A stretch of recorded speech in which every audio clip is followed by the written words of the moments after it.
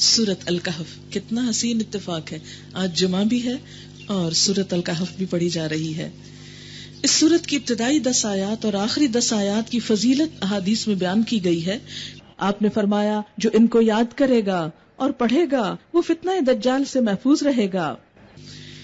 نبی صلی اللہ علیہ وسلم نے فرمایا جو اس کی تلاوت جمعے کے دن کرے گا تو آئندہ جمعے تک اس کے لیے خاص نور کی روشنی رہے گی. اس کے پڑھنے سے گھر میں سکینت اور برکت نازل ہوتی ہے.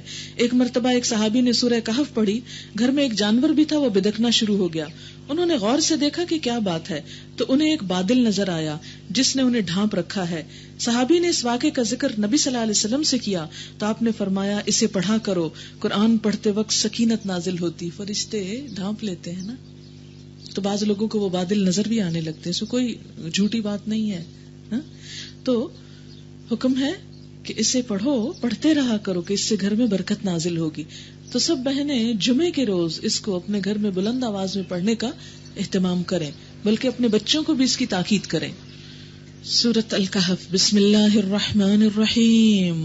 الحمد للہ الذی انزل علی عبدہ الکتاب ولم یجعل لہ عوجا قیما لینذر بأسا شدیدا من لدنہ ویبشر المؤمنین الذین یعملون الصالحات ان لہم اجرا حسنا ماکثین فیہ ابدا وَيُنذِرَ الَّذِينَ قَالُوا اتَّخَذَ اللَّهُ وَلَدًا مَا لَهُم بِهِ مِنْ عِلْمٍ وَلَا لِآبَائِهِمْ كَبُرَتْ كَلِمَةً تَخْرُجُ مِنْ أَفْوَاهِهِمْ إِنْ يَقُولُونَ إِلَّا كَذِبًا فَلَعَلَّكَ بَاخِعٌ نَفْسَكَ عَلَى آثَارِهِمْ إِن لَّمْ يُؤْمِنُوا بِهَذَا الْحَدِيثِ أَسَفًا إِنَّا جَعَلْنَا مَا عَلَى الْأَرْضِ زِينَةً لَّهَا لِنَبْلُوَهُمْ أَيُّهُمْ أَحْسَنُ عَمَلًا وَإِنَّا لَجَاعِلُونَ مَا عَلَيْهَا سَعِيدًا جُرُزًا أَمْ حَسِبْتَ أَنَّ أَصْحَابَ الْكَهْفِ وَالرَّقِيمِ كَانُوا مِنْ آيَاتِنَا عَجَبًا إِذْ أَوَى الْفِتْيَةُ إِلَى الْكَهْفِ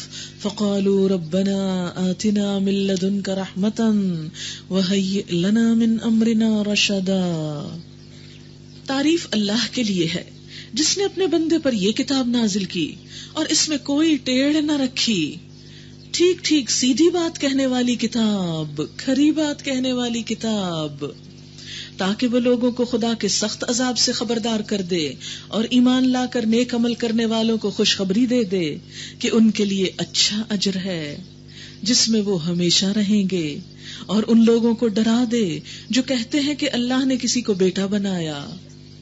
اس بات کا نہ انہیں کوئی علم ہے نہ ان کے باپ دادا کو تھا، اگر وہ باپ دادا کی بات کرتے ہیں تو بڑی بات ہے جو ان کے منہ سے نکلتی ہے وہ محض جھوٹ بکتے ہیں. اچھا تو اے محمد صلی اللہ علیہ وسلم، شاید تم ان کے پیچھے غم کے مارے اپنی جان کھو دینے والے ہو اگر یہ اس تعلیم پر ایمان نہ لائے. اتنا دکھ اور درد تھا آپ کے دل میں لوگوں کے لیے کہ کاش لوگ مان جائیں. فرمایا لگتا ہے اپنی جان گلا دو گے اگر نہیں مانیں گے. کیا ہم میں سے کسی کے دل میں ایسا درد ہے کہ کاش سب لوگ سمجھ جائیں اور میں ان کی خدمت کے لیے کچھ کر سکوں؟ واقعہ یہ ہے کہ جو کچھ سر و سامان بھی زمین پر ہے اس کو ہم نے زمین کی زینت بنایا ہے. جو کچھ زمین کے اوپر ہے یہ سب کیا ہے؟ زمین کا حسن، خوبصورتی، زینت. اور کس لیے ہے؟ تاکہ ان لوگوں کو آزمائیں، آزمائش کے طور پر کہ ان میں کون اچھے کام کرنے والا ہے، احسن عمل کرنے والا ہے. ہم سب کا امتحان ہے کہ اس دنیا میں رہتے ہوئے ہم اپنے اللہ کو کتنا یاد کرتے ہیں. آخرکار اس سب کو یعنی زمین کے اوپر جو کچھ ہے، خواہ ہمارے گھر ہیں یا باغ ہیں یا نعمتیں ہیں یا ہم خود ہیں، ان سب کو ہٹا کر ہم ایک چٹیل میدان بنا دینے والے ہیں. کیا تم سمجھتے ہو کہ غار اور کتبے والے ہماری کوئی بڑی عجیب نشانیوں میں سے تھے؟ جب وہ چند نوجوان غار میں پناہ گزین ہوئے اور انہوں نے کہا کہ اے پروردگار ہم کو اپنی رحمت خاص سے نواز اور ہمارا معاملہ درست کر دے، تو ہم نے انہیں اسی غار میں تھپک کر سال ہا سال کے لیے گہری نیند سلا دیا. پھر ہم نے انہیں اٹھایا تاکہ دیکھے کہ ان دونوں گروہوں کے درمیان کون اپنی مدت کا ٹھیک شمار کرتا ہے. یہ ہوا یہ کہ ہم ان کا اصل قصہ تمہیں سناتے ہی کس کی کہانی بیان ہونے لگی ہے. وہ چند نوجوان تھے جو اپنے رب پر ایمان لے آئے تھے. یہ چند نوجوانوں کی کہانی ہے جو ایمان لائے تھے. نوجوان، ینگ پیپل. اور ہم نے ان کو ہدایت میں ترقی بخشی تھی. ہدایت ملی، آنکھیں کھلی تو بہت آگے بڑھ گئے اس میدان میں.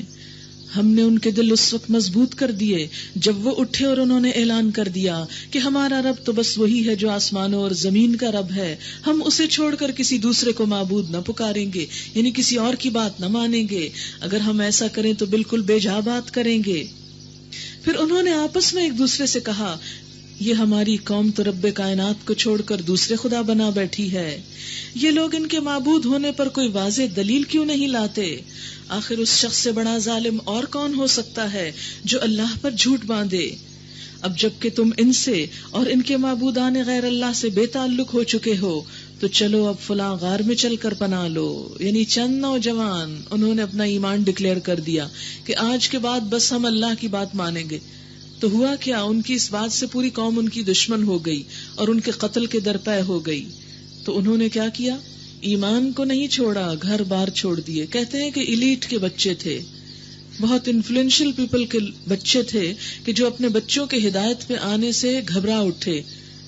تو انہوں نے طرح طرح کی دھمکیاں دی، لیکن انہوں نے اپنے سارے عیش و عشرت کے سامان چھوڑے اور اللہ کے لیے اپنے گھروں کو چھوڑ کر ایک جنگل میں آ کر ایک غار کے اندر چھپ بیٹھے اپنا ایمان بچانے کے لیے. تھکا کے جب سو گئے تو کئی 100 سال سوئے رہے. تمہارا رب تم پر اپنی رحمت کا دامن وسیع کر دے گا اور تمہارے کام کے لیے سر و سامان مہیا کرے گا. جیسے سورۃ بنی اسرائیل کے شروع میں آتا ہے نا کہ اللہ کے سوا کسی کو اپنا کارساز نہ بناؤ، تو اس کا عملی نمونہ ہے یہ لوگ. تم انہیں غار میں دیکھتے تو تمہیں یوں نظر آتا کہ سورج جب نکلتا ہے تو ان کے غار کو چھوڑ کر دائیں جانب چڑھ جاتا ہے، اور جب وہ سورج غروب ہوتا تو ان سے بچ کر بائیں جانب اتر جاتا. سورج نے رستہ بدل لیا ان کی خاطر. اس طرح اللہ دنیا کو مسخر کر دیتا ہے اس شخص کے لیے جو اللہ کے لیے کوئی قربانی کر کے نکلتا ہے. اور وہ ہے کہ غار کے اندر ایک وسیع جگہ میں پڑے ہوئے ہیں. یہ اللہ کی نشانیوں میں سے ایک ہے. جس کو اللہ ہدایت دے وہی ہدایت پانے والا ہے، اور جسے اللہ بھٹکا دے اس کے لیے تم کوئی ولی مرشد نہیں پا سکتے. تم انہیں دیکھ کر یہ سمجھتے کہ وہ جاگ رہے ہیں، حالانکہ وہ سو رہے تھے. ہم انہیں دائیں بائیں کروٹ دلواتے رہتے تھے تاکہ بیڈ سورز نہ ہو جائیں. اللہ تعالیٰ خود سائیڈز بدلوا رہے ہیں ان کی.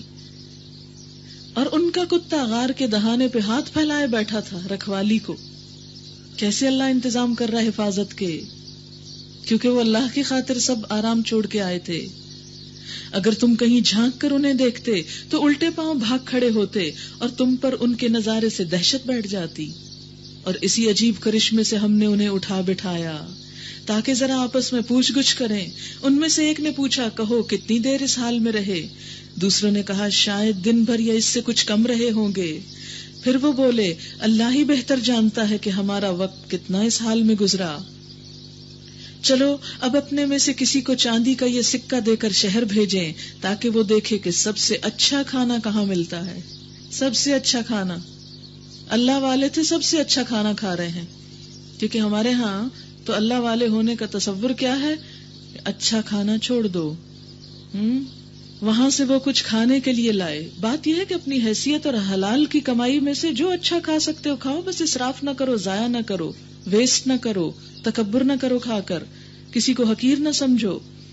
اور چاہیے کہ ذرا ہوشیاری سے کام کرے، ایسا نہ ہو کہ وہ کسی کو ہمارے یہاں ہونے سے خبردار کر بیٹھے.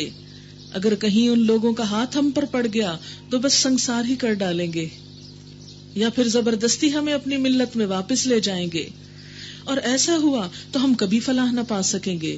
اس طرح ہم نے اہل شہر کو ان کے حال پہ مطلع کیا تاکہ لوگ جان لیں کہ اللہ کا وعدہ سچا ہے اور یہ کہ قیامت کی گھڑی بے شک آ کر رہے گی. مگر ذرا خیال کرو، جب سوچنے کی اصل بات یہ تھی اس وقت وہ آپس میں اس بات پہ جھگڑ رہے تھے کہ ان اصحاب کہف کے ساتھ کیا کیا جائے. کچھ لوگوں نے کہا ان پہ ایک دیوار چن دو، ان کا رب ہی ان کے معاملے کو بہتر جانتا ہے. مگر جو لوگ ان کے معاملات پر غالب تھے انہوں نے کہا ہم تو ان پر ایک عبادت گاہ بنائیں گے. یہ بھی قدیم زمانے سے مسئلہ چلا آ رہا ہے کہ نیک لوگوں کی قبر پر عبادت گاہ. حالانکہ نبی صلی اللہ علیہ وسلم نے منع فرمایا ہے، اللہ نے لعنت فرمائی قبروں کی زیارت کرنے والی عورتوں پر، یعنی کثرت سے جو کرتی ہیں، قبروں پہ مسجدیں بنانے اور چراغ روشن کرنے والوں پر۔ قبر کے اوپر چراغ روشن کرنے سے منع کیا گیا، کیوں؟ اس لیے کہ چراغ تو زندہ انسان کا حق ہے، قبر کے اندر اس کو کہاں روشنی جا رہی، کیوں اپنا تیل ضائع کر رہے ہو وہاں بھیج کر، کیوں بجلی کا بلب لگوا کے وہاں لائٹ ضائع کر رہے ہو؟ اگر مردے کو ثواب پہنچانا چاہتے ہو تو کسی غریب کے گھر میں بجلی لگوا دو، جتنا عرصہ وہ استعمال کرے گا تمہارے مرنے والے کو ثواب پہنچتا رہے گا۔ کوئی یوز لیس اور بیکار کام کرنے سے روکا جس کا مرنے والے کو فائدہ کچھ نہیں۔ نبی صلی اللہ علیہ وسلم نے فرمایا، خبردار رہو، تم سے پہلے لوگ اپنے انبیاء کی قبروں کو عبادت گاہ بنا لیتے تھے، میں تمہیں اس حرکت سے منع کرتا ہوں۔ آج کل بہت سے لوگ یہ کہتے ہیں کہ پھر مسجد نبی کے اندر حضور کی قبر کیوں؟ تو بات یہ ہے کہ مسجد اس سے ہٹ کر تھی، یہ تو جب مسجد کی توسیع ہوئی تو آٹومیٹیکلی وہ بیچ میں آ گئی۔ نبی صلی اللہ علیہ وسلم کو جب دفنایا گیا تو مسجد کے اندر نہیں دفنایا گیا تھا، یا آپ کے دفن کرنے کے بعد اس پر مسجد نہیں بنائی گئی تھی، وہ تو ایک ضرورت کے تحت اس طرف کو پھیل گئی۔ پھر آپ صلی اللہ علیہ وسلم نے فرمایا، اللہ نے لعنت فرمائی یہود اور نصارہ پر، انہوں نے اپنے انبیاء کی قبروں کو عبادت گاہ بنا لیا، یعنی قبروں پہ جا کے عبادت نہیں کرنی چاہیے۔ ان لوگوں کا حال یہ تھا کہ اگر ان میں کوئی مرد صالح ہوتا تو اس کے مرنے کے بعد اس کی قبر پہ مسجدیں بناتے، اس کی تصویریں تیار کرتے، یہ قیامت کے روز بدترین مخلوق ہوں گے۔ یہ بخاری اور مسلم کی روایت ہے، صحیح ترین حدیث ہے۔ کچھ لوگ کہیں گے کہ وہ 3 تھے، چوتھا ان کا کتا تھا، کچھ دوسرے کہہ دیں گے کہ 5 تھے، چھٹا ان کا کتا تھا۔ یہ سب بے تکی ہانکتے ہیں۔ پیچھے کہا گیا نا، جس چیز کا علم نہیں اس کا پیچھا مت کرو۔ جب تمہیں پتہ ہی نہیں تو خود سے اندازے کرنے کی کیا ضرورت تھے؟ اور اس سے کیا فرق پڑتا ہے کہ وہ کتنے تھے؟ بس تھے جتنے بھی تھے۔ تمہارے لیے اصل میسج کیا ان کے واقعے میں؟ کہ ایمان بچانے کے لیے اللہ کے دین کی خاطر بڑی سے بڑی قربانی کرنی پڑے تو بھی کر گزرو۔ ہم تو چھوٹی سی بات پہ آ کے رک جاتے، نہیں آج بڑی مجبوری، آج نہیں قرآن سننے جا سکتے، آج تو گھر میں یہ مسئلہ ہو گیا ہے۔ کوئی چھوٹی سی بات جو خلاف توقع ہو جائے، مثال کے طور پر آج کل بچوں کی چھٹیاں ہو گئی، بہت سی مائیں شاید آج نہ آئی ہوں کہ اب بچوں کو کون دیکھے، تو آپ دیکھیں کہ بچوں کو چھوڑ کے آپ بازار بھی تو چلے جاتے ہیں، بچوں کو چھوڑ کے آپ سو بھی تو جاتے ہیں، لیکن بچوں کو چھوڑ کر قرآن کیوں نہیں پڑھا جا سکتا؟ 2-2.5 گھنٹے کی تو بات ہے۔ اگر بچیاں بڑی ہیں تو ان کو ساتھ لے آئیں، پیچھے بیٹھ جائیں، ساتھ ان کو بھی بٹھا لیں، لیکن اس چانس کو مس نہیں کریں۔ اللہ کی راہ میں جو نکلے ہیں نکلتے چلے جائیں۔ اگر بہت چھوٹے بھی ہیں تو بہت پیچھے بھی آپ بیٹھ جائیں، تو آپ ان کے ساتھ بھی کچھ نہ کچھ سن لیں گے، بالکل محروم نہیں رہیں گے۔ دنیا کے سب کام ہو جائیں گے۔ آپ دیکھیں کہ 24 گھنٹے میں اگر یہ 3 یا 4 گھنٹے، اگر 4 گھنٹے نکال لیں تو بھی 20 گھنٹے آپ کے پاس دنیا کے کام کو ہیں۔ یعنی بچوں کے حقوق ہمیں اس سے روکتے نہیں کہ ہم اللہ کا حق ادا نہ کریں، دونوں ساتھ ساتھ بھی چل سکتے ہیں، بس مینجمنٹ کی ضرورت ہے کہ آپ کیسے مینج کرتے ہیں۔ کچھ لوگ کہیں گے وہ 3 تھے اور چوتھا ان کا کتا تھا، کچھ دوسرے کہیں گے 5 تھے، چھٹا کتا تھا، سب بے تکی ہانکتے ہیں۔ کچھ اور لوگ کہتے ہیں 7 تھے، 8واں کتا تھا۔ کہو میرا رب ہی بہتر جانتا ہے کہ وہ کتنے تھے، کم ہی لوگ ان کی صحیح تعداد جانتے ہیں۔ بس تم سرسری بات سے بڑھ کر ان کی تعداد کے معاملے میں لوگوں سے بحث نہ کرو، تعداد کے اوپر مت بحث کرو، اس سے فائدہ ہی کچھ نہیں، اور نہ ان کے متعلق کسی سے کچھ پوچھو۔ اور دیکھو، کسی چیز کے بارے میں کبھی یہ نہ کہا کرو کہ میں کل یہ کام ضرور کر دوں گا۔ یہ کسے کہا جا رہا ہے؟ نبی صلی اللہ علیہ وسلم کو۔ کبھی ایسا وعدہ نہ کرو، الا ان یشاء اللہ، مگر یہ کہ انشاءاللہ کہا کرو۔ کیوں؟ اس لیے کہ اگر اللہ نے نہ چاہا تو کام نہیں ہو سکتا، خواہ ہم کتنا ہی چاہتے ہوں۔ اگر بھولے سے ایسی بات زبان سے نکل جائے تو فوراً اپنے رب کو یاد کرو۔ یعنی مثلاً کسی سے وعدہ کر کے آگے اور وہاں انشاءاللہ کہنا بھول گئے، گھر آ کے یاد آیا تو پھر گھر میں ہی کہہ لو انشاءاللہ، اور کہو امید ہے کہ میرا رب اس معاملے میں رشد سے قریب تر بات کی طرف میری رہنمائی فرما دے گا۔ اور وہ اپنے غار میں 300 سال رہے، کچھ لوگ مدت کے شمار میں 9 سال اور بڑھ گئے ہیں۔ تم کہو اللہ ان کے قیام کی مدت زیادہ جانتا ہے، آسمانوں اور زمین کے سب پوشیدہ احوال اسی کو معلوم ہے، کیا خوب ہے وہ دیکھنے والا اور سننے والا۔ زمین اور آسمان کی مخلوقات کا کوئی خبرگیر اس کے سوا نہیں، اور وہ اپنی حکومت میں کسی کو شریک نہیں کرتا، اپنے فیصلوں میں کسی کو نہیں پوچھتا۔ اے نبی صلی اللہ علیہ وسلم، تمہارے رب کی کتاب میں سے جو کچھ تم پہ وحی کیا گیا ہے اسے جو کا تو سنا دو، جیسا ہے ویسا سنا دو، کوئی اس کے فرمودات کو بدل دینے کا مجاز نہیں۔ اور اگر تم کسی کی خاطر اس میں رد و بدل کرو گے تو اس سے بچ کر بھاگنے کے لیے کوئی جائے پناہ نہ پاؤ گے۔ یعنی قرآن کو تبدیل نہیں کر سکتے کسی کی خاطر. اور اپنے دل کو ان لوگوں کی معیت پر مطمئن کرو جو اپنے رب کی رضا کے طلبگار بن کر صبح و شام اسے پکارتے ہیں اور ان سے نگاہ ہرگز نہ پھیرو. کس کو کہا جا رہا ہے؟ نبی صلی اللہ علیہ وسلم کو جو اللہ کے نبی ہیں. کیا کہ نیک لوگوں کی صحبت کو مت چھوڑو. کیا تم دنیا کی زینت پسند کرتے ہو؟ عموماً انسان نیک لوگوں کو چھوڑ کر کن چیزوں میں مشغول ہوتا ہے؟ اٹریکشن کی چیزوں. فرمایا نہیں، دنیا تو ضرورت کی چیز ہے، لیکن اس کے ساتھ ساتھ کیا کرو کہ نیک لوگ ان کی مجلس میں اگر دنیا بہت نہیں بھی ملتی، مثلاً یہاں آپ آتے ہیں، کوئی بڑی پارٹی آپ کو نہیں بھی دی جاتی، کچھ نہ کھانے کو ملے، تب بھی آنے کا بڑا فائدہ ہے. روح جو بہت کچھ لے رہی ہے. کسی ایسے شخص کی اطاعت نہ کرو جس کے دل کو ہم نے اپنی یاد سے غافل کر دیا. غافل انسان کی بات نہ مانو. اور جس نے اپنی خواہش نفس کی پیروی اختیار کر لی، یعنی جو اپنے دل کی مانتا ہے، تم اس کی نہ مانو. اور جس کا طریقہ کار افراط و تفریط پہ مبنی ہے، حد سے بڑا ہوا، صاف کہہ دو کہ یہ حق ہے تمہارے رب کی طرف سے. اب جس کا جی چاہے مان لے، جس کا جی چاہے انکار کر دے. قل الحق من ربکم فمن شاء فلیؤمن ومن شاء فلیکفر انا اعتدنا للظالمین نارا احاط بهم سرادقها. ہم نے ان انکار کرنے والے ظالموں کے لیے ایک آگ تیار کر رکھی ہے جس کی لپٹیں انہیں گھیرے میں لے چکی ہیں. وہاں اگر وہ پانی مانگیں گے تو ایسے پانی سے ان کی تواضع کی جائے گی جو تیل کی تل چھڑ جیسا ہوگا. کبھی چپس تلے ہو تو اینڈ میں وہ جو تھک تھک رہ جاتا ہے نا سٹف، اس کی طرف اشارہ ہے. اور ان کا منہ بھون ڈالے گا. ابلتا تیل کو پیے تو منہ میں کیا رہے. بدترین پینے کی چیز، بری آرام گاہ، نہایت بری. رہے وہ لوگ جو مان لیں اور نیک عمل کریں تو یقیناً ہم نیکوکار لوگوں کا اجر ضائع نہیں کیا کرتے. ان کے لیے سدا بہار جنتیں ہیں جن کے نیچے نہریں بہ رہی ہوں گی. وہاں وہ سونے کے کنگنوں سے آراستہ کیے جائیں گے، باریک ریشم اور اطلس و دیبا کے سبز کپڑے پہنیں گے اور اونچی مسندوں پر تکیے لگا کر بیٹھیں گے. بہترین اجر، اعلیٰ درجے کی جائے قیام، اعلیٰ درجے کا ٹھکانہ. اے محمد صلی اللہ علیہ وسلم، ان کے سامنے ایک مثال پیش کرو.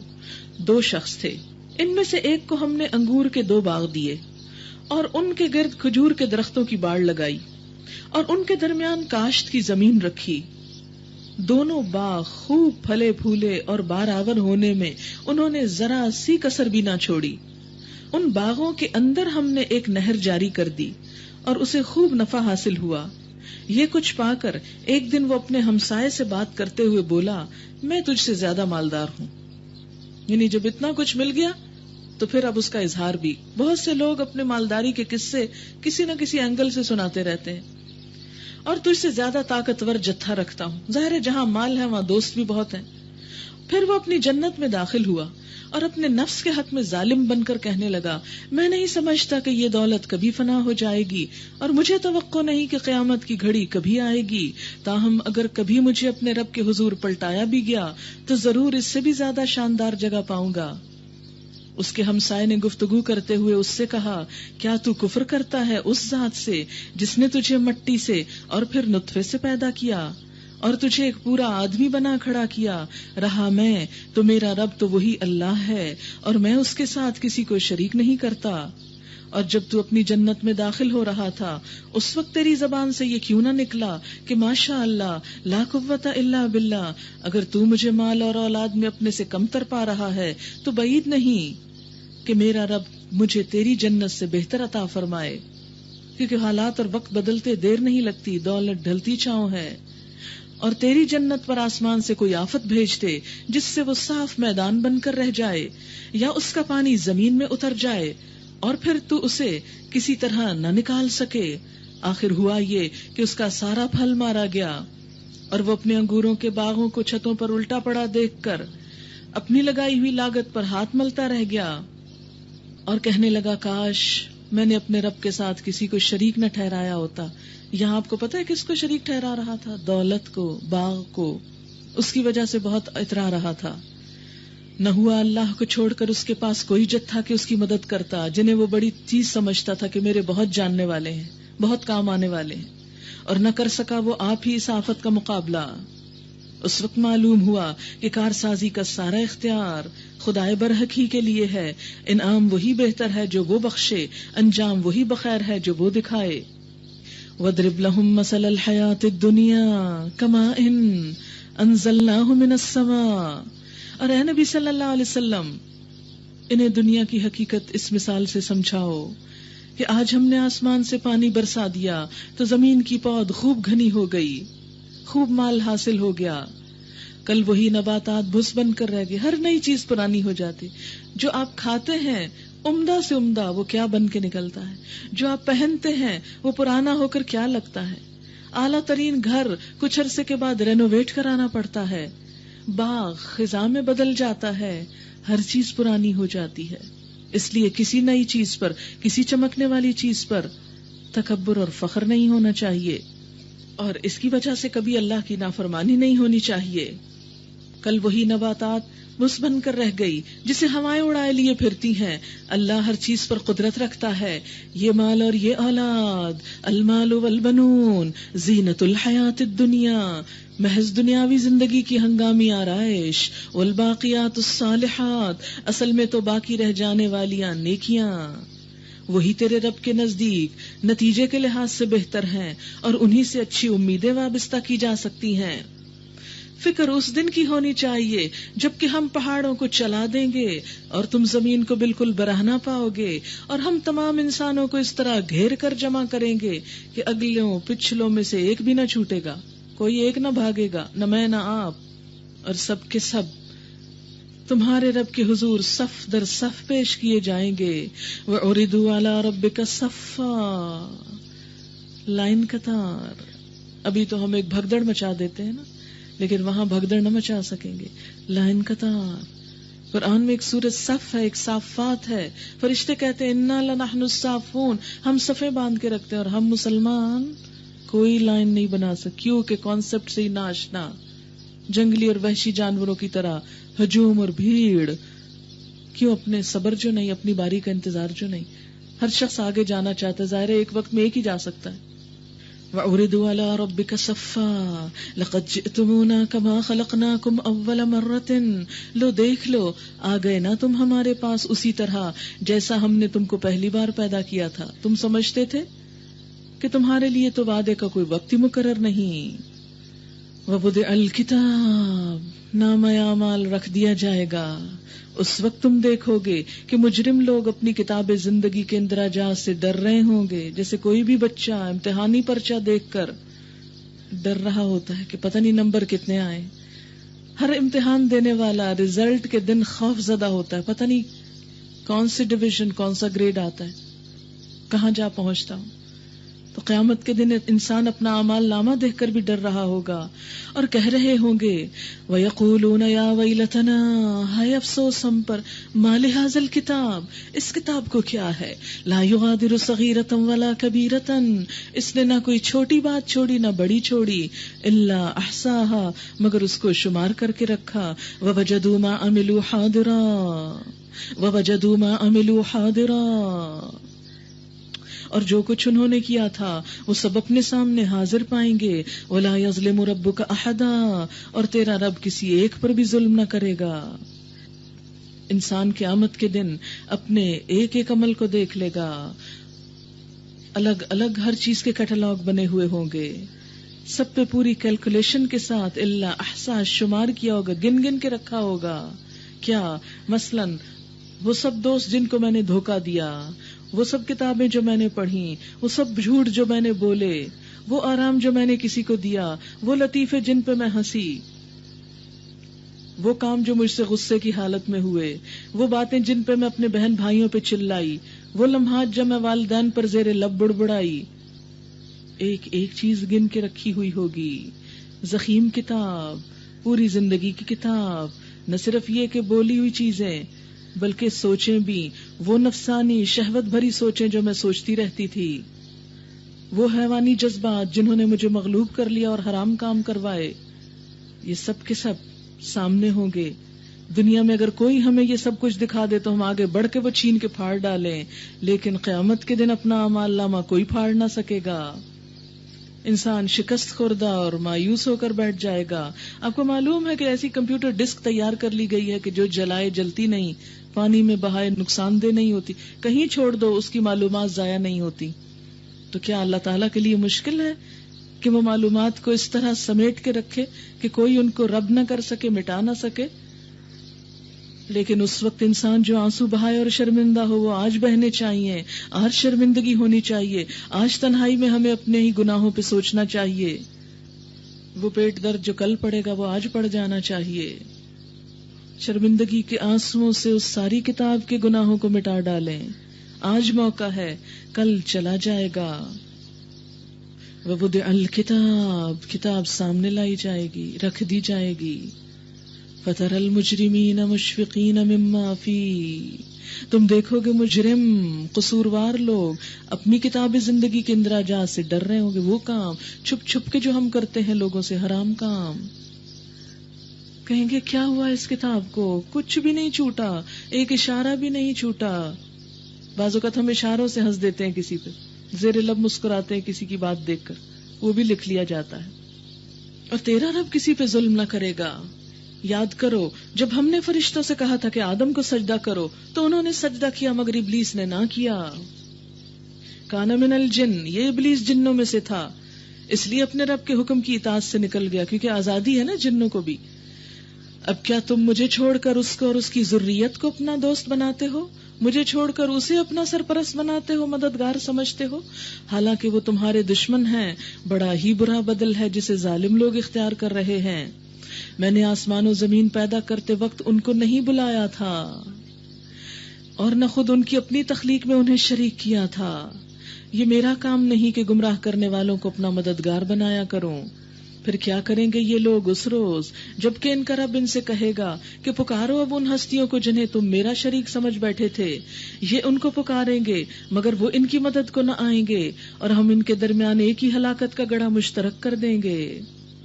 سارے مجرم اس روز آگ دیکھ لیں گے اور سمجھ لیں گے کہ اب انہیں اس میں گرنا ہے، اور وہ اس سے بچنے کے لیے کوئی جائے پناہ نہ پائیں گے.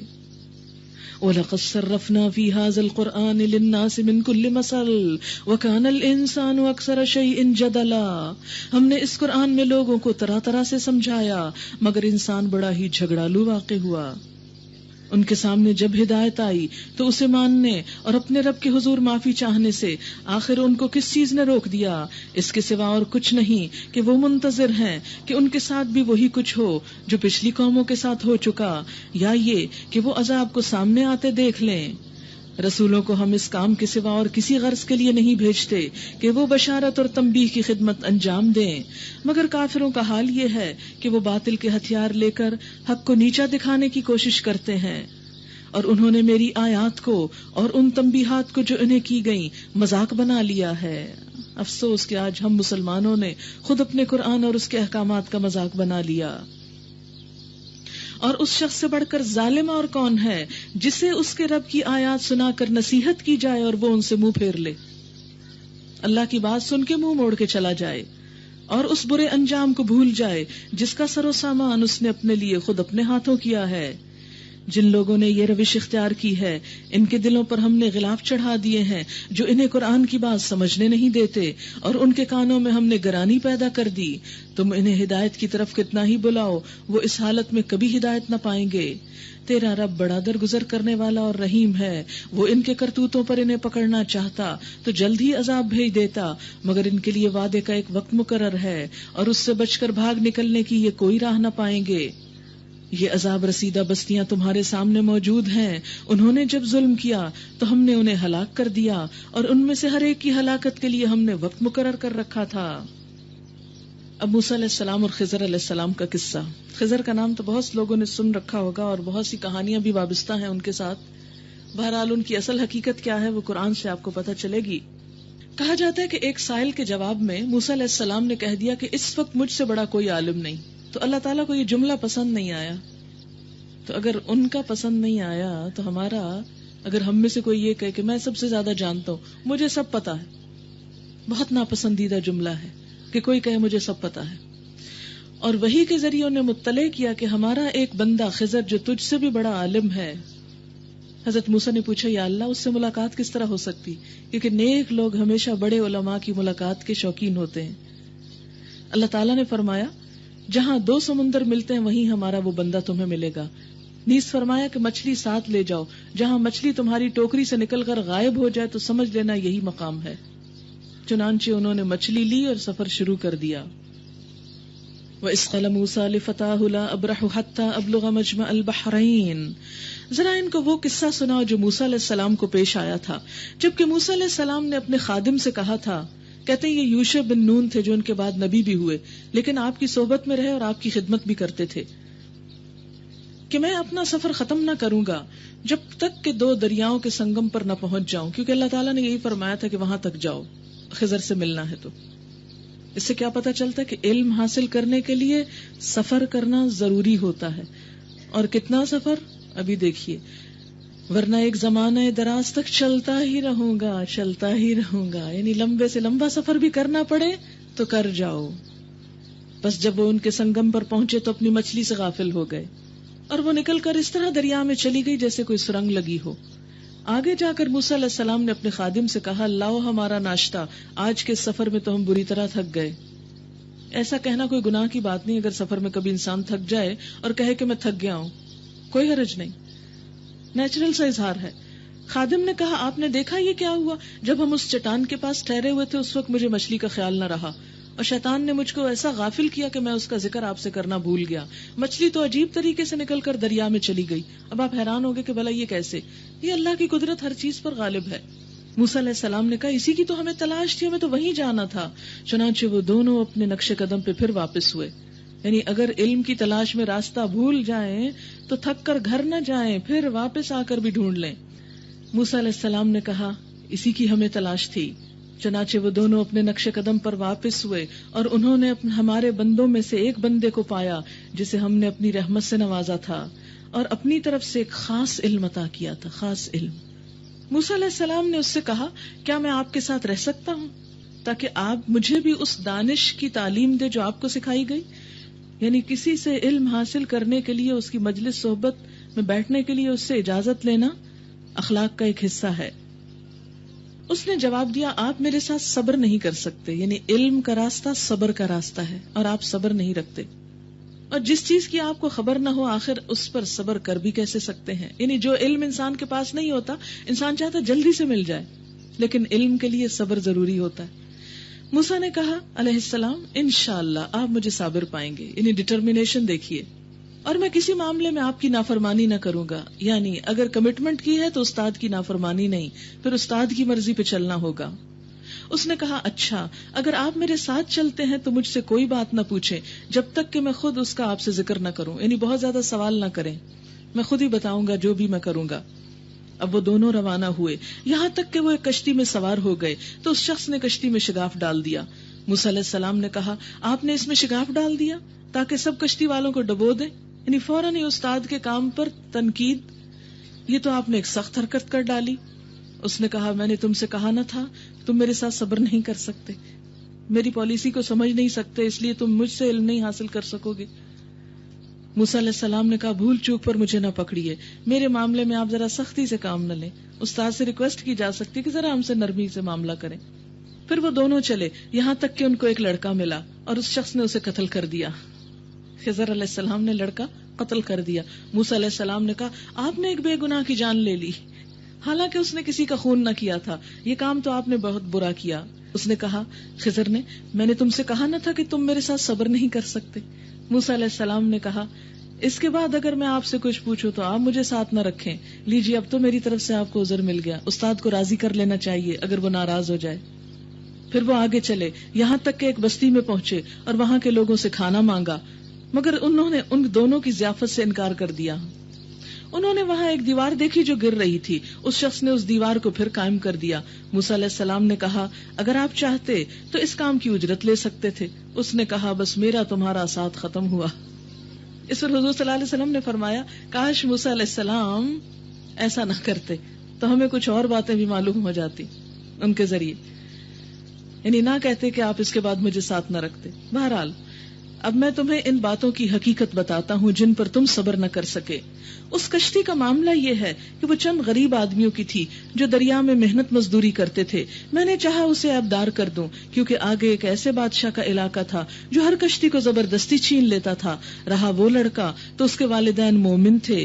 ہمیں اندیشہ ہوا کہ یہ لڑکا اپنی سرکشی اور کفر سے ان کو تنگ کرے گا، اس لیے ہم نے چاہا کہ ان کا رب اس کے بدلے ان کو ایسی اولاد دے جو اخلاق میں بھی اس سے بہتر ہو اور جس سے صلہ رحمی بھی زیادہ متوقع ہو. اور اس دیوار کا معاملہ یہ ہے کہ یہ 2 یتیم لڑکوں کی ہے جو اس شہر میں رہتے ہیں. اس دیوار کے نیچے ان بچوں کے لیے خزانہ مدفون ہے. ان کا باپ ایک نیک آدمی تھا، اس لیے تمہارے رب نے چاہا کہ یہ دونوں بچے بالغ ہوں اور اپنا خزانہ نکال لیں. یہ تمہارے رب کی رحمت کی بنا پہ کیا گیا. وما فعلته عن امری، میں نے کچھ اپنے اختیار سے نہیں کر دیا. ذالک تأویل ما لم تستطع علیہ صبرا، یہ ہے حقیقت ان باتوں کی جن پہ تم صبر نہ کر سکے. وآخر دعوانا ان الحمد للہ رب العالمین. سبحانک اللہم وبحمدک نشہد ان لا الہ الا انت نستغفرک ونتوب الیک. نحمدہ ونصلی علی رسولہ الکریم. اما بعد فاعوذ باللہ من الشیطان الرجیم. بسم اللہ الرحمن الرحیم. رب اشرح لي صدري ويسر لي امري واحلل عقدة من لساني يفقهوا قولي. قال الم اقل لك انك لن تستطيع معي صبرا. قال ان سألتك عن شيء بعدها فلا تصاحبني قد بلغت من لدني عذرا. فانطلقا حتى اذا اتيا اهل قرية استطعما اهلها فابوا ان يضيفوهما فوجدا فيها جدارا يريد أن ينقض فأقامه. قال لو شئت لاتخذت عليه أجرا. قال هذا فراق بيني وبينك سأنبئك بتأويل ما لم تستطع عليه صبرا. شروع کرتی ہوں اللہ کے نام سے جو بے انتہا مہربان نہایت رحم فرمانے والا ہے. اس نے کہا میں نے تم سے کہا نہ تھا کہ تم میرے ساتھ صبر نہیں کر سکتے. موسیٰ علیہ السلام نے کہا اس کے بعد اگر میں آپ سے کچھ پوچھوں تو آپ مجھے ساتھ نہ رکھیں. لیجئے اب تو میری طرف سے آپ کو عذر مل گیا. پھر وہ آگے چلے یہاں تک کہ ایک بستی میں پہنچے اور وہاں کے لوگوں سے کھانا مانگا، مگر انہوں نے ان دونوں کی ضیافت سے انکار کر دیا. وہاں انہوں نے ایک دیوار دیکھی جو گرا چاہتی تھی. اس شخص نے اس دیوار کو پھر قائم کر دیا. موسیٰ علیہ السلام نے کہا اگر آپ چاہتے تو اس کام کی اجرت لے سکتے تھے. اس نے کہا بس میرا تمہارا ساتھ ختم ہوا. اب میں تمہیں ان باتوں کی حقیقت بتاتا ہوں جن پر تم صبر نہ کر سکے. اس کشتی کا معاملہ یہ ہے کہ وہ چند غریب آدمیوں کی تھی جو دریا میں محنت مزدوری کرتے تھے. میں نے چاہا کہ اسے عیبدار کر دوں کیونکہ آگے ایک ایسے بادشاہ کا علاقہ تھا جو ہر کشتی کو زبردستی چھین لیتا تھا. رہا وہ لڑکا تو اس کے والدین مومن تھے. ہمیں اندیشہ ہوا کہ یہ لڑکا اپنی سرکشی اور کفر سے ان کو تنگ کرے گا، اس لیے ہم نے چاہا کہ ان کا رب اس کے بدلے ان کو ایسی اولاد دے جو اخلاق میں بھی اس سے بہتر ہو اور جس سے صلہ رحمی بھی زیادہ متوقع ہو. اور اس دیوار کا معاملہ یہ ہے کہ یہ 2 یتیم لڑکوں کی ہے جو اس شہر میں رہتے ہیں.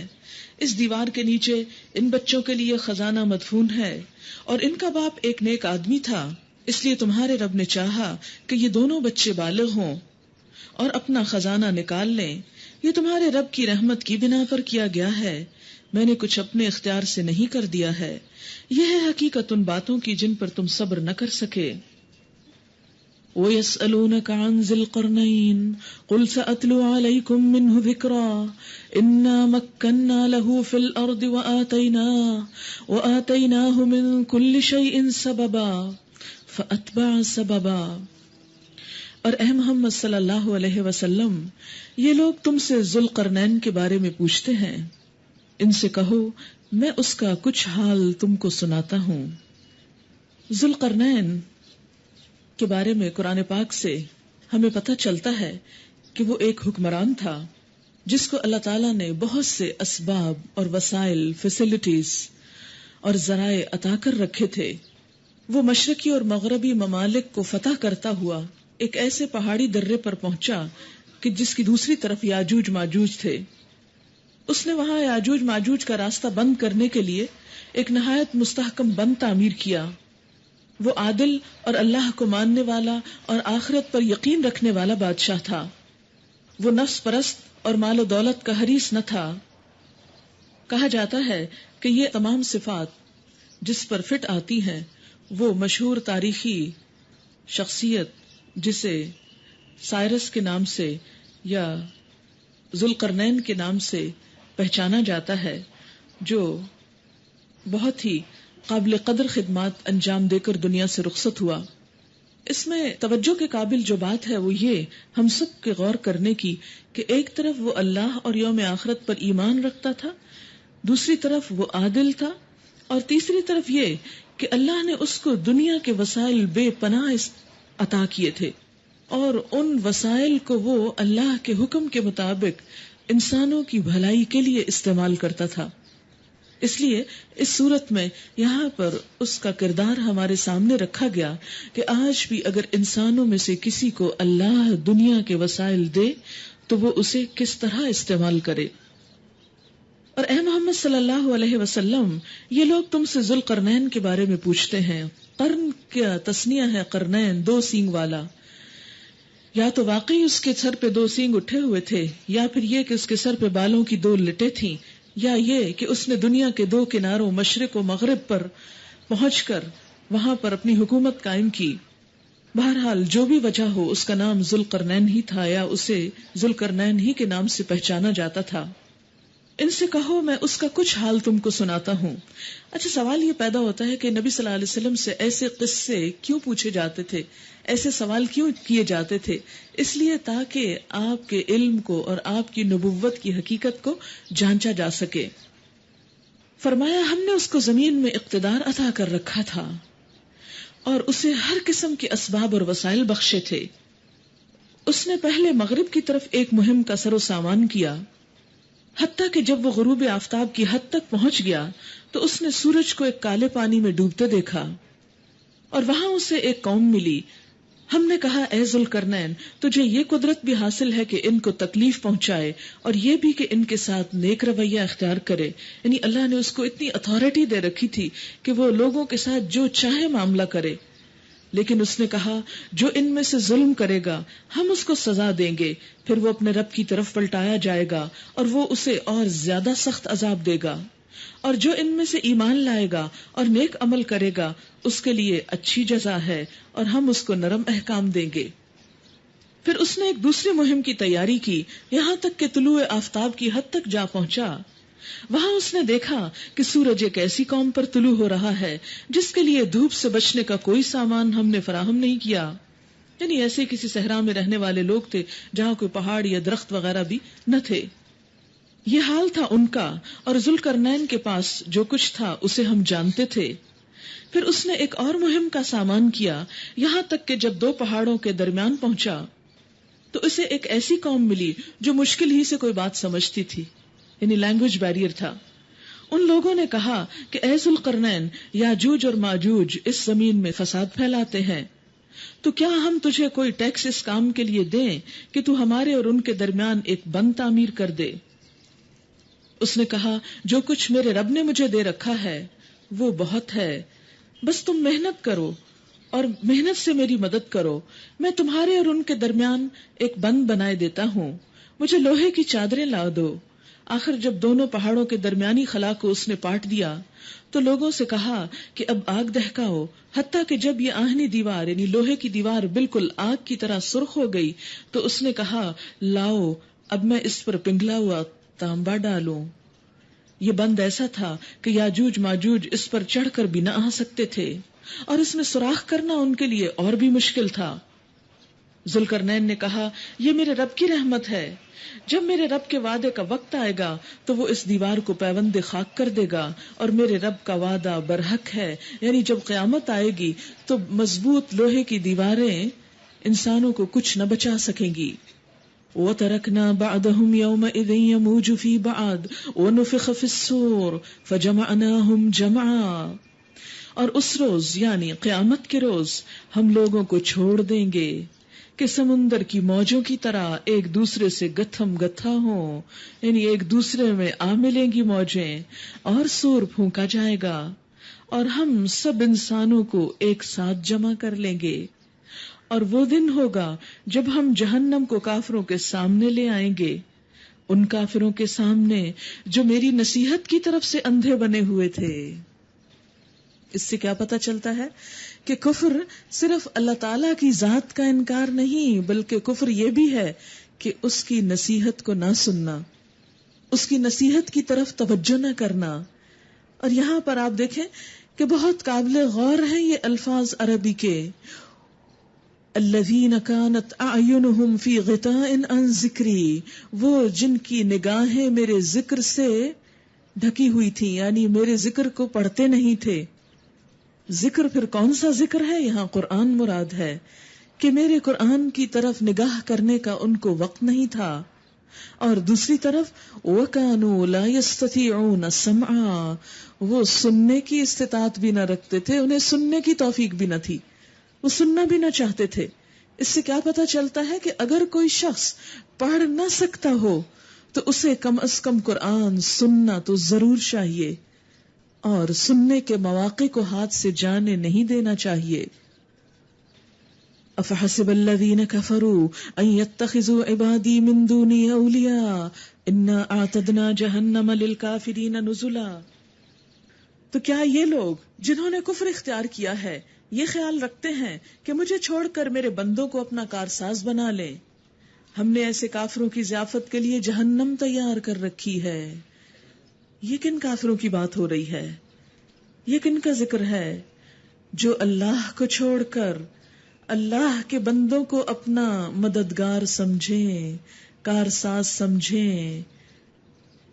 جو اللہ کے بندوں، جیسے بہت سے بندے اللہ کے مرے ہوئے نیک بندوں کو اپنا کارساز سمجھتے ہیں، اپنا مددگار سمجھتے ہیں کہ وہ انہیں اللہ سے کچھ لے کر دیں گے، یا انہیں جب اللہ تعالیٰ پکڑے گا تو یہ چھڑا لیں گے۔ جیسے ہمارے ہاں ایک مشہور شعر ہے، خدا جو پکڑے چھڑا لے محمد، محمد کا پکڑا چھڑا کوئی نہیں سکتا۔ صریح شرک ہے۔ کس طرح ہو سکتا ہے کہ اللہ تعالیٰ کسی کو پکڑنا چاہیں اور پھر کوئی اور اس پکڑے ہوئے کو چھڑا لے، اور اگر حضور صلی اللہ علیہ وسلم پکڑے تو کوئی بھی نہ چھڑا سکے؟ اسی کو غلو کہا جاتا ہے۔ اے محمد صلی اللہ علیہ وسلم، ان سے کہو، کن سے؟ لوگوں سے۔ کیا؟ قل هل ننبئکم بالاخسرین اعمالا، قل هل ننبئکم بالاخسرین اعمالا، کیا ہم تم کو بتائیں کہ اپنے اعمال میں سب سے زیادہ ناکام اور نامراد لوگ کون ہیں؟ جو کام بھی کرتے ہیں لیکن اس کے باوجود وہ ناکام بھی ہیں، ان کے کام ان کو کوئی فائدہ نہ دیں گے۔ کون ہیں وہ لوگ؟ الذین ضل سعیہم فی الحیاۃ الدنیا وہم یحسبون انہم یحسنون صنعا، یہ وہ لوگ ہیں جن کی دنیا کی زندگی میں ہی ان کی ساری کوششیں بھٹکی رہیں، جن کی ساری کوششیں ان کی دنیا کی زندگی میں ہی گم ہو کر رہ گئیں، یعنی جن کا اٹھنا بیٹھنا جینا مرنا بھاگ دوڑ سب کا سب صرف اور صرف دنیا کے لیے تھا، اور اس میں آخرت کا کچھ بھی حصہ نہ تھا۔ کہیں وہ ہم تو نہیں کہ ہماری ساری کوششیں صرف دنیا کے لیے ہوں اور آخرت کا کچھ بھی حصہ نہ ہو؟ الذین ضل سعیہم فی الحیاۃ الدنیا وہم یحسبون انہم یحسنون صنعا، اور وہ سمجھتے ہیں کہ وہ بہت اچھے کام کر رہے ہیں، وہ سب کچھ ٹھیک کر رہے ہیں۔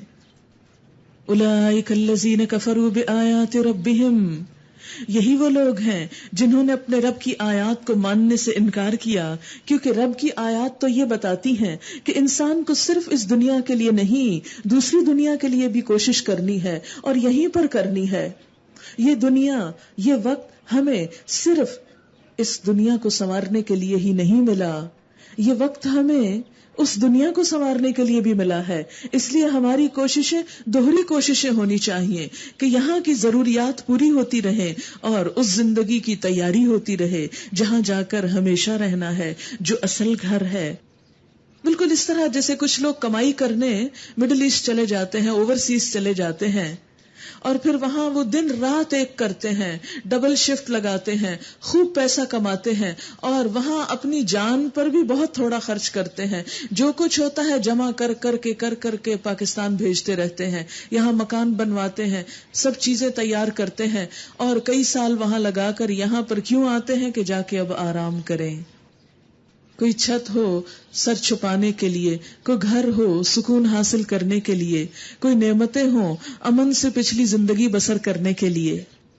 لیکن اگر کوئی شخص اسی نیت سے پاکستان سے باہر گیا ہو، لیکن وہاں جا کر وہ جو کچھ کمائے وہیں خرچ کر ڈالے اور سارے کا سارا وہیں پر لگا دے اور واپس کچھ بھی نہ بھیجے، تو جب اس کے وہاں کام کرنے کی مدت اور میعاد ختم ہو جائے، وقت ختم ہو جائے، اور پھر وہ پاکستان آئے تو خالی ہاتھ آئے، تو جن مشکل حالات میں گیا تھا انہی میں پھر واپس. تو یہ تو پھر بھی دنیا چلے، اگر اپنا گھر نہیں تو کسی رشتہ دار کسی نہ کسی طرح محنت مزدوری کر کے، اور کچھ نہیں تو کوئی کسی جگہ کوئی جھونپڑی اور خیمہ ہی لگا کے انسان زندگی بسر کر سکتا ہے اور زندگی گزر جائے گی. لیکن یاد رکھیں، اگر ہم نے آج اپنی اس دنیا میں اپنی آخرت کے لیے کام نہ کیا، وہاں کے لیے گھر نہ بنایا، وہاں کے لیے مال جمع نہ کیا، وہاں کی کرنسی تیار نہ کی، تو وہاں کوئی جھونپڑی لگانے کی جگہ بھی نہ ملے گی، اور وہاں کی زندگی گزرے گی بھی نہیں، کٹے گی بھی نہیں. ہمیشہ ہمیشہ کی زندگی جس میں ہمیشہ رہنا ہے. آج دنیا کی نعمتوں میں آخرت کی نعمتوں کو فراموش نہیں کرنا، یہاں اس کی تیاری کرنا ہے تاکہ خالی ہاتھ نہ جائیں، تاکہ وہاں کوئی پریشانی نہ ہو. اور چونکہ وہاں کی پریشانی معمولی پریشانی بھی نہیں، جہنم کی آگ جو اس دھوپ کے مقابلے میں، دنیا کی آگ کے مقابلے میں کئی گنا زیادہ سخت ہے. اے محمد صلی اللہ علیہ وسلم، ان سے کہیے کیا ہم تمہیں بتائیں کہ اپنے اعمال میں سب سے زیادہ ناکام اور نامراد لوگ کون ہیں؟ وہ کہ دنیا کی زندگی میں جن کی ساری کوشش راہ راست سے بھٹکی رہی اور وہ سمجھتے رہے کہ وہ سب کچھ ٹھیک کر رہے ہیں، کیونکہ ہر انسان یہ سمجھتا ہے کہ وہ بالکل ٹھیک کر رہا ہے، اسی لیے تو اپنے حالات بدلنے کی کوشش نہیں کرتا.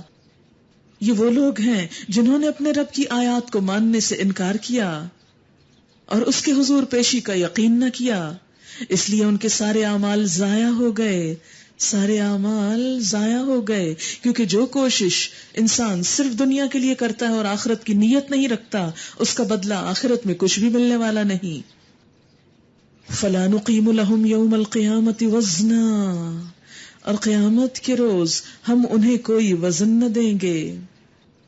بخاری میں آتا ہے قیامت کے دن ایک موٹا تازہ آدمی آئے گا، اللہ کے ہاں اس کا وزن اتنا بھی نہ ہوگا جتنا مچھر کے پر کا ہوتا ہے. پھر آپ نے یہی آیت تلاوت کی، یعنی ایک شخص دنیاوی اعتبار سے بہت صحت مند، بہت لمبا چوڑا اور بہت روب داب والا، بہت بڑے عہدے والا، بہت مال و دولت رکھنے والا، ملینئر، جس کی دنیا میں بہت دھاک تھی، جس کے دنیا کے کام صرف اشارے سے ہو جایا کرتے تھے، لیکن اللہ کے نزدیک اگر اس نے وہاں کے لیے کچھ نہ کیا ہوگا تو اتنا بے وقت ہوگا، اتنا ہلکا ہوگا جیسے مچھر کا پر ہو.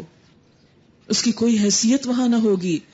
وہاں کی حیثیت صرف اس شخص کی ہے جو وہاں کے لیے کچھ کمائی کر کے جائے. ذالک جزاؤہم جہنم بما کفروا واتخذوا آیاتی ورسلی ہزوا، ان کی جزا جہنم ہے اس کفر کے بدلے جو انہوں نے کیا اور اس مذاق کے پاداش میں جو وہ میری آیات اور میرے رسولوں کے ساتھ کرتے رہے.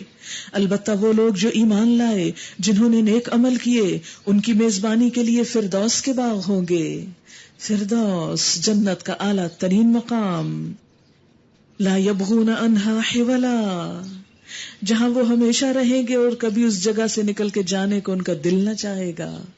آپ دیکھیں کہ جہاں اللہ کی ذکری مجلس ہوتی ہے وہاں دل چاہتا ہے بندہ بیٹھا رہے، جانے کو دل نہیں چاہتا، کوئی بوریت نہیں ہوتی. تو بالکل اسی طرح جو لوگ اللہ سے محبت کرتے ہیں، جن کے دل آج دنیا میں بھی اللہ کی مجلسوں میں لگتے ہیں، قیامت کے دن بھی وہ اللہ کی مجلس یعنی جنت جو ہے اس میں اہل جنت کو اور فردوس میں لوگوں کو اللہ کی صحبت نصیب ہوگی، اللہ کا دیدار نصیب ہوگا. جسے سورۃ القمر کے آخر میں آتا ہے ان المتقین فی جنات و نہار، متقی لوگ باغات اور نہروں میں ہوں گے. فی مقعد صدق عند ملیک مقتدر، ایک سچی مجلس میں، اس ذی اقتدار بادشاہ کی مجلس میں وہاں پر ہوں گے. لا یبغون عنہا حولا، وہاں سے کہیں جانے کو ان کا دل نہ چاہے گا، کہیں اور ان کا دل نہ لگے گا. کیا آج ہم ذرا پرکھ کر دیکھیں کہ جہاں اللہ کی بات ہوتی ہو کیا وہاں واقعی ہمارا دل ایسے ہی لگتا ہے کہ پھر اس کے اوپر کوئی اور چیز اچھی نہیں لگتی؟ اگر نہیں تو پھر جنت میں دل کیسے لگے گا اللہ کی مجلس میں؟ کیونکہ جس سے محبت ہوتی ہے صرف اس کی ذات سے ہی نہیں، اس کی بات سے بھی بڑی محبت ہوتی ہے. جہاں اس کی بات ہو رہی ہو اس مجلس سے بھی بڑی دلچسپی ہوتی ہے کہ یہاں میرے محبوب کی بات ہو رہی ہے. بھلا کیا بات ہو رہی ہے؟ بار بار انسان سنتا ہے، بار بار پڑھتا ہے. پھر فرمایا اے محمد صلی اللہ علیہ وسلم کہو کہ اگر سمندر میرے رب کی باتیں لکھنے کے لیے روشنائی بن جائے، انک بن جائے، سارے سمندر، کبھی کسی سمندر پہ جا کے کھڑے ہو کے یہ بات سوچیں کہ سارا سمندر دوات بن جائے، انک بن جائے، تو وہ ختم ہو جائے مگر میرے رب کی باتیں ختم نہ ہو. اتنی باتیں ہیں، اور اس کے لیے پھر جنت ہی میں جانا ضروری ہے تاکہ رب کی باتیں، کیونکہ جنت کو بھی ختم نہیں ہونا اور رب کی باتوں کو بھی ختم نہیں ہونا. تو جن لوگوں کی محبت اور جن کے دل اللہ کی محبت میں ڈوبے ہوئے ہیں انہی کے لیے وہ مقام ہے کہ جو دنیا میں اللہ کی باتیں کرتے رہنا چاہتے ہیں ان کا پھر ٹھکانہ وہ جنت ہے، اور وہاں کی دائمی نعمتیں، ایسی لذت، ایسی خوشی، ایسا سرور، ایسا نشہ کہ دنیا کی ہر چیز اس کے آگے ہیچ. وہاں جا کر وہ رب کی باتیں کرتے چلے جائیں گے. فرمایا اتنے سمندر سیاہی بن جائیں، اور ایک اور جگہ پر آتا ہے سارے درخت کلمے بن جائیں، پین بن جائیں. لکھنے کے لیے پہلے زمانے میں لکڑی کی قلم بنایا کرتے تھے، فرمایا سارے درختوں کی کلمے بنا لو. آپ دیکھیں کہ صرف اس جگہ بیٹھے ہوئے چاروں طرف جو کچھ آپ کو نظر آ رہا ہے اس کے بھی اگر قلم بنائے اور ہم سب لکھنے لگے تو کئی دن بھی لکھتے چلے جائیں تو یہ قلم نہ گھسے.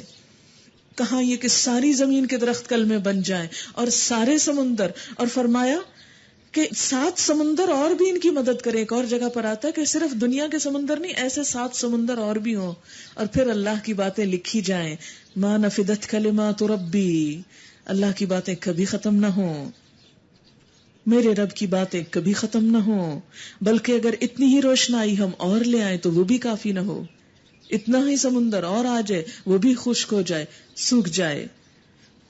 قل انما انا بشر مثلكم يوحى الي انما الهكم اله واحد فمن كان يرجو لقاء ربه فليعمل عملا صالحا ولا يشرك بعبادة ربه احدا. اے محمد صلی اللہ علیہ وسلم کہہ دیجئے کہ میں تو ایک انسان ہوں تم ہی جیسا. یہ کس کو کہلوایا جا رہا ہے؟ نبی اکرم صلی اللہ علیہ وسلم کو، کہ آپ کہہ دیجئے، لوگوں کو بتا دیجئے کہ میں ایک انسان ہوں تم ہی جیسا. فرق کیا ہے؟ میری طرف وحی کی جاتی ہے، اس لیے آپ کا درجہ عام انسانوں سے بحیثیت رسول اور نبی کے بلند ہو جاتا ہے. ادروائز وہ نہ نور ہیں نہ کچھ اور ہیں، وہ کیا ہیں؟ بشر ہیں. آپ یہ لفظ، آپ یہ آیت نوٹ کر لیجئے 110. اور کبھی کوئی آپ کو کنفیوز کرنے کی کوشش کرے کہ نبی صلی اللہ علیہ وسلم بشر نہ تھے تو وہ یہی آیت پڑھ لے کہ آپ کہہ دیجئے کہ میں انسان ہوں جیسے تم انسان ہو، مثلکم، تمہاری ہی طرح کا، لیکن میرا مرتبہ اور مقام تم سے بطور رسول کے بڑا ہے کہ میری طرف وحی کی جاتی ہے کہ تمہارا خدا بس ایک ہی خدا ہے. بس جو کوئی اپنے رب کی ملاقات کا امیدوار ہو، ہے امید ہم سب کو، ذرا اپنے آپ کو سوچیں، ہے انتظار کہ ایک دن اللہ سے ملاقات ہوگی؟ انسانوں کی ملاقات کے لیے ہم کتنے بے چین ہوتے ہیں. بچے دور ہوں تو ان کی ملاقات کے لیے کتنے بے چین ہوتے ہیں. شوہر دور ہو تو کتنے بے چین ہوتے ہیں. کوئی دوست دور ہو کتنے بے چین ہوتے ہیں. کیا اللہ کی ہستی ان سب چیزوں سے بڑی ہے کہ نہیں؟ اور اگر ہم اس کو بڑا مانتے ہیں تو اس کی ملاقات کی بے چینی بھی دلوں میں ہونی چاہیے. فرمایا جس کو انتظار ہے، جو ملاقات چاہتا ہے اللہ سے، پھر اسے تیاری کیا کرنی ہے. آپ دیکھیں کسی بڑے انسان سے جب ملاقات کے لیے انسان جاتا ہے تو کیا کرتا ہے؟ اچھے کپڑے پہنتا ہے، تیار ہو کے جاتا ہے، بار بار شیشے میں اپنی شکل دیکھتا ہے، کیسا لگتا ہوں کہ فلاں کی ملاقات کے لیے جا رہا ہوں، کیا میں اس کی نگاہوں میں جچ جاؤں گا؟ کہاں میرے اس چہرے پہ کوئی ایسی چیز تو نہیں جو اس کو بری لگے گی؟ ہاں، کسی پارٹی میں جانا ہو کتنا اپنے آپ کو سنوارتے ہیں. فرمایا جو اللہ کے سامنے جا کے کھڑا ہونا چاہتا ہے اسے بھی کچھ ساتھ لے کے جانا چاہیے، اسے بھی کچھ اپنا میک اپ کر لینا چاہیے، میک اپ، لیکن وہ شکل کا نہیں، عمل کا. فَلْيَعْمَلْ عَمَلًا صَالِحًا وَلَا يُشْرِكْ بِعِبَادَةِ رَبِّهِ أَحَدًا.